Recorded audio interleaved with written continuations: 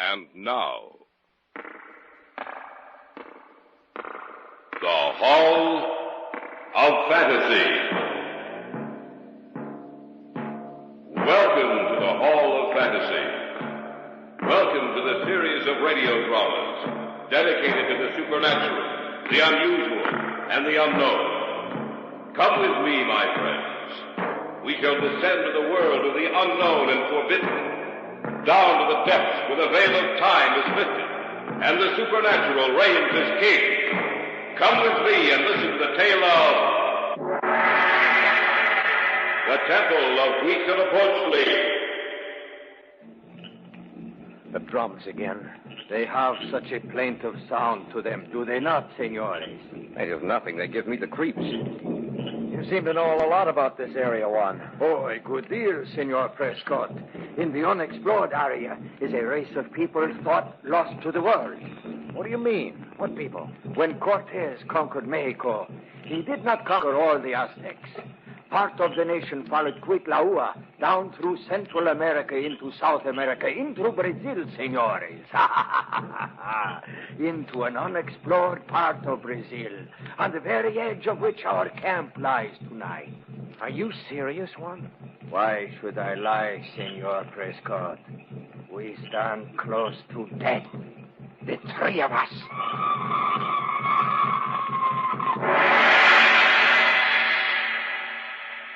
In just a moment, the Hall of Fantasy will present the Temple of Huixilpochle. And now for our story, an original tale of fantasy by Richard Thorne entitled The Temple of Huixilpochle.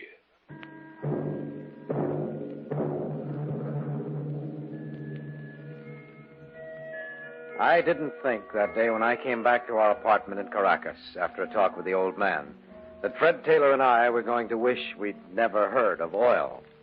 That you, Mike? Yes, Fred.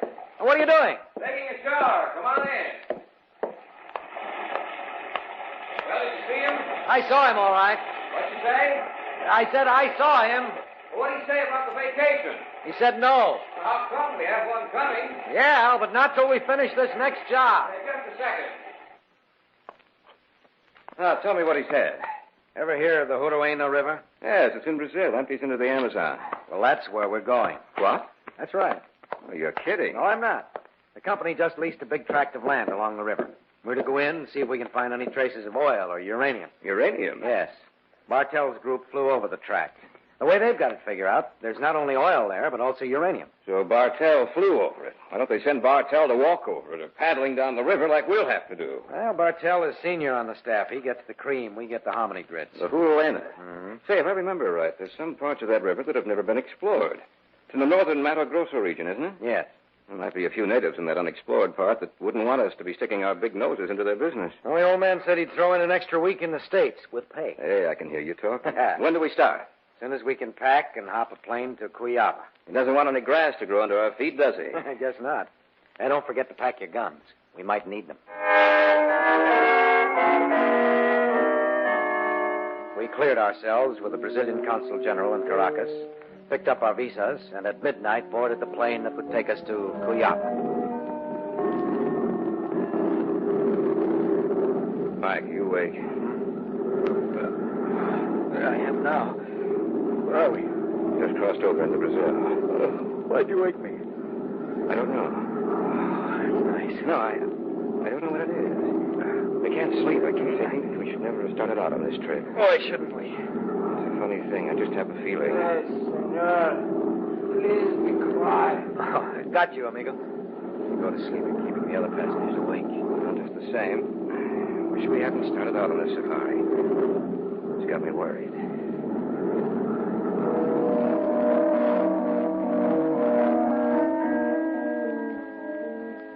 We landed in Cuyaba, got checked out by the Brazilian authorities, and then went about the business of finding ourselves a guide. Most of them were familiar with the territory leading to the source of the Huixilpochle on the plateau of the Mato Grosso. But none of them had been any farther than 200 miles down the river, and none of them were willing to act as our guide. After we spoke to them, I received the impression that they were afraid. Fred was having a drink when he came up and spoke to us. We're doing fine. We can't even find a guide. Well, we can always follow the map Bartell drew up for us. We're not in the mood to go into the lowlands alone, Mike. There are too many ways a man can die down there. Well, what else can we do? Pardon me, senores. You want something, amigo? I understand you are looking for a guide. That's right. I may be able to help you. My name is Juan Torrigo. Well, have a seat. Gracias, senor. You care for a drink? No, senor. You know where we can get a guide? Si. Where? I can guide you. You know the Huixilpochle River? Si, senor. Most of it. And that I do not know. I am willing to make the acquaintance of. Well, what do you know? We look all over Cuyaba for a guide, and then one falls right into our laps. Right. When can you start? When do you want to leave, senor? As soon as possible. The other guide said that no one was familiar with the river. I am, senor. I will be ready when you want to leave. Can you get the supplies and the boat we need? You will not get a boat in Cuyaba, senor. Supplies and a canoe, that is possible. A boat, I cannot get that for you. Nor can anyone else. We'll settle for that, then. Oh, you'll need some money. Here. No, senor. I can pay for the canoe and supplies. You can repay me later. Well, that sounds all right to me. Perhaps you can rent an automobile and hire someone to come with us as far as the river. Then he can drive it back to Cuyaba. That's a good idea. Now, as for I payment... am not worried about payment, senor. I am sure I can trust you enough to pay me well for my work. I will be ready to leave tomorrow morning. Good. Get the canoe and the supplies. Si. I will meet you at your hotel tomorrow morning. Mm-hmm. From there, we can pick up our supplies. We leave early? Yes, about 6. Bueno. Tomorrow morning, we begin a great adventure. Buenas noches, senor. Buenas noches. Seems to be a pretty competent guide, isn't he? Yes. Well, we'll know tomorrow morning. Right. Senores, Yes, senorita. I could not help but see you talking to Juan Torrigo, senores. I know you are looking for a guide. Has he offered to guide you? Yes, he has. Why? I would not do it, senores. He's El Diablo, that one. What do you mean? Many parties he has led out, senores, to the Huixilpochle River. Always, he has returned alone. Never has he brought back with him any of those he has led out. Something happens to them, senores, and they are never heard from again.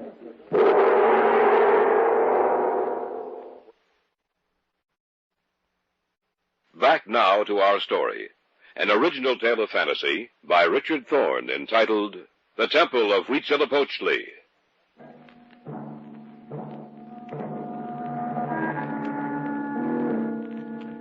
Notwithstanding the warning of the girl, we started out the following day for the source of the Huixilpochle. The roads for the first part of the trip were fair, but as we drew farther away from Cuyaba, they became worse.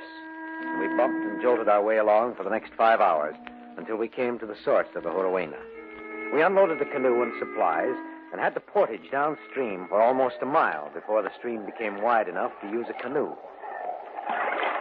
Where does this tract of land your company lease begin, senor? About 150 miles down the river, about 10 degrees south of the equator. That is an unexplored area, Senor Prescott. We had authority take a look at it from a plane first, before the lease went through. But no one has ever been through the land underground.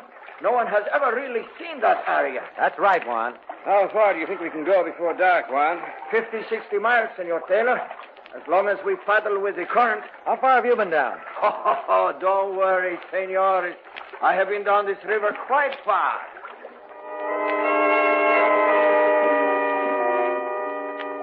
The current was swift, and we made excellent time that first afternoon. Towards evening, Juan spotted a good campsite, and we paddled into shore and set up camp. We had a good meal, and we were sitting around the fire when we heard the first drum. With good luck, we ought to make the edge of the tract your company leads by tomorrow night, senor. That's when the work will really begin. You know, Listen. Drums. Do not be afraid, senores. Where are they coming from? Somewhere down the river, I think. Listen. There's another one. Have you ever heard them before, Juan? Si, senores. Many times before. But there is nothing to worry about. The way you look, one would think they were beating for you.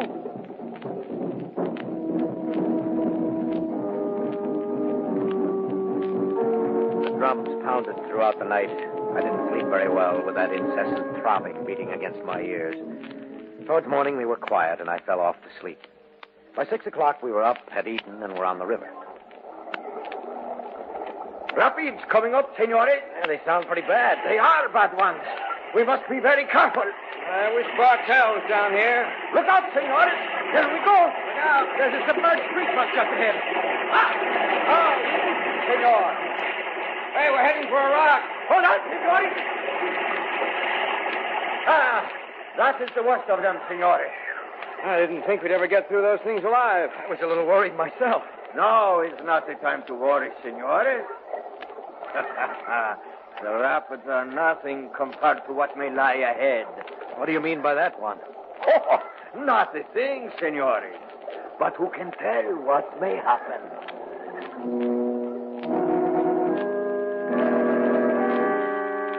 According to our map, we had reached the beginning of the company's tract of land. We made camp at a spot about 10 degrees south of the equator. Good meal, Juan.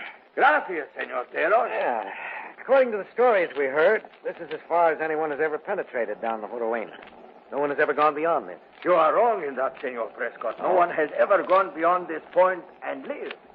Many have gone beyond, and all of them have crossed into the land of their ancestors. That sounds like a threat, Juan. Why should I threaten you, Senor Taylor? I don't know. The drums again. They have such a plaintive sound to them, do they not, senores? Plaintive nothing. They give me the creeps. I wonder why they never explored this section of Brazil. Many have tried. All have failed. You seem to know a lot about this area, Juan. Oh, a good deal, Senor Prescott. In this unexplored area is a race of people thought lost to the world. What do you mean? What people? When Cortez conquered Mexico, he did not conquer all the Aztecs. Part of the nation followed Cuitlahua down through Central America into South America, into Brazil, senores. Into an unexplored part of Brazil, on the very edge of which our camp lies tonight. Are you serious, Juan? Why should I lie, Senor Prescott? We stand close to death, the three of us. Listen. Yes, I heard that cry before. What is it? The call of huixilpochle, the ancient war deity of the Aztecs. Huixilpochle calling into the night, ordering that the sacrifices be brought to him. That drum is pretty close to us. Quite close, Senor Prescott. And do you know what it is saying? No, what? It is saying that we come for the men of another age. We come to bring them back to the temple of huixilpochle. You mean they're out there in the dark? See? I'm getting out of here. I'm afraid not. Where did you get... That's my gun. How did you get it? While you were sleeping last night, amigo. We are here! huixilpochle! We are here! What are you going to do with it? You will run that soon, amigo. Hey, Mike, look. They must have been hidden behind the trees out there. Por favor, Chilana! They have been waiting for us. We will go with them to the temple of huixilpochle.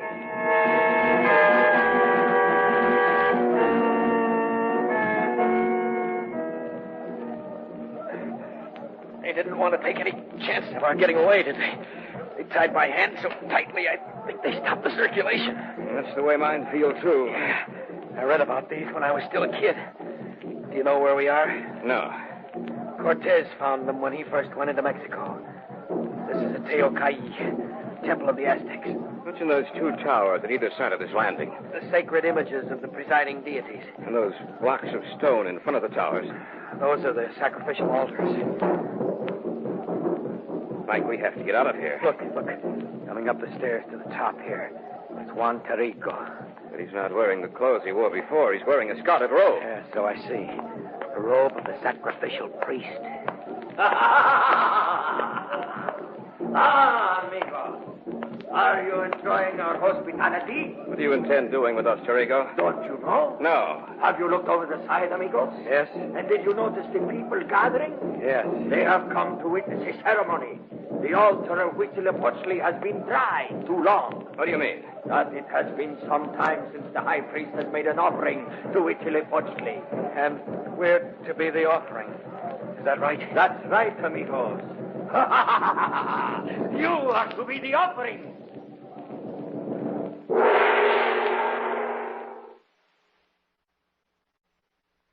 Back now to our story. An original tale of fantasy by Richard Thorne entitled The Temple of Huixilpochle.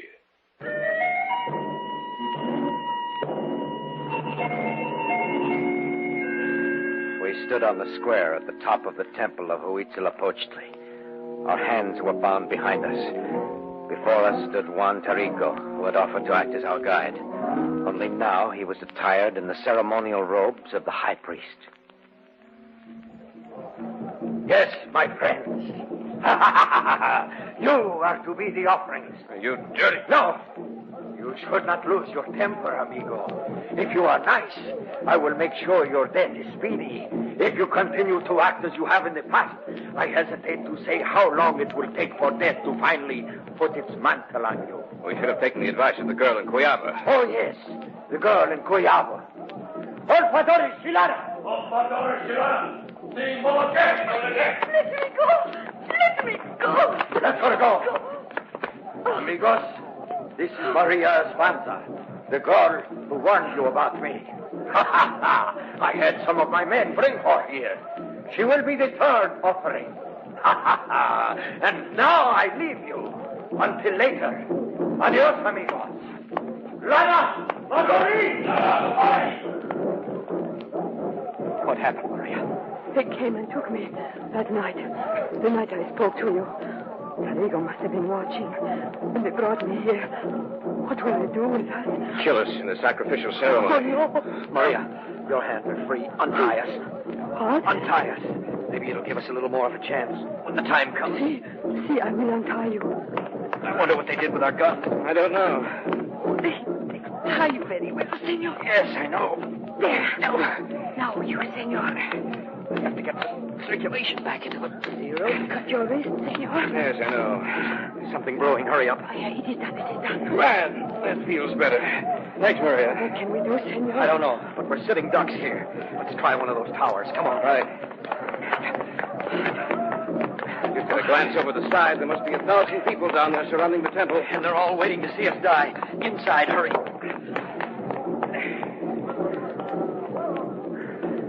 Look, senor. Human skulls lining the walls of this place. The ancient Aztecs kept the skulls of their sacrifices. How many have died here? I wouldn't like to know. We're going to die here if we don't do something. Hey, look. Isn't that an entrance over there? Yes. Let's take a look. It is a stairway that leads down inside the temple. They're coming for us. The only thing we can do is take that stairway. Here.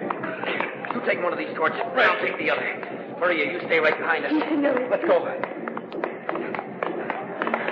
I only hope I'm not happening out of the frying pan into the fire. If we wait, it's certain death. At least we might have a chance this way.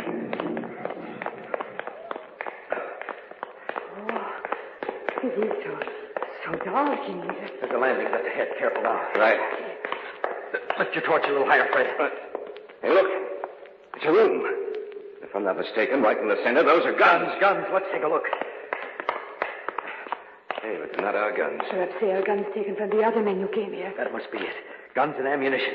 We have something now to fight with. Over on the other side of the room, the stairway continues. Will we take it, senor? Yes, we will. But first we take the guns. All the guns and ammunition we can carry. Hurry. They'll probably figure that we came down here. Well, they slipped up when they left Maria's hands untied. I carry guns and ammunition, too. I cannot shoot, but I can load them for you. Good girl. How you fixed, Mike? Have as many as I can carry. My pockets are full of bullets. Maria? I have 5 guns, and I carry this knapsack full of ammunition. Then what's holding us back? You said it. Let's get going. Right.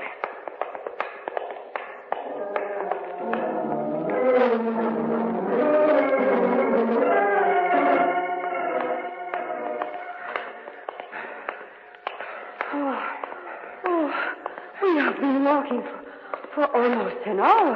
When we came to the bottom of the stairs, I thought we'd come to an opening somewhere right away. Now I'm not so sure. Don't know where this tunnel is leading us. I think we're pretty close to an exit. I can feel the air moving.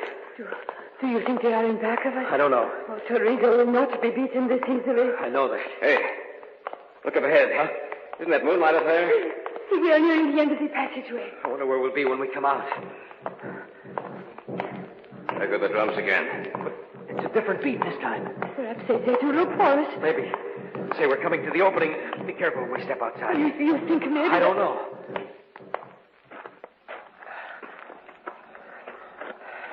Well, we're here. Yes. And listen, we're close to the river. It looked like our camp was here. They must have come through the tunnel when they surrounded us. That must be it. I wonder if the canoe was still there. Let's take a look, shall we? Oh, I have a feeling that... They are here! They have been waiting for us! That's right, Amigo. We have been waiting for us. Where are you, Torigo? You did not think we would get away, did you? The canoe is there. I see it. Look, we'll make a break for it. Maria, take a gun in each hand and shoot when I give the command. Into the trees, anywhere. We'll all run for the canoe. If we keep our firepower up, we may be able to make it. What you talk about, Amigo? You go back to the tunnel, baby! Get ready now. All right, together now. Maria! Sí, senor! Get that canoe in the water, hurry! All right, Maria, get in. They're coming for us. Come on! There, they're all together. Let's give them a volley they won't forget.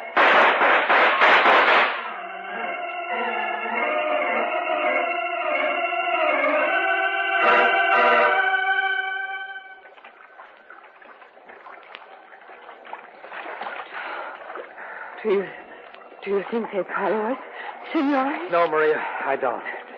Not after what happened. You know something? What? Torigo seemed to be their leader. Yes, and as soon as he fell, they clustered around him. No, I don't think they'll be following us. Senores, where do we go now? We'll go down the river till we come to a town. It'll be too hard getting back up. What about the company, Mike? I don't know about the company, but I'm not coming back here. It was too close for me. If they want to explore this country, they can send in someone else. I've come close enough to death at the temple of huixilpochle.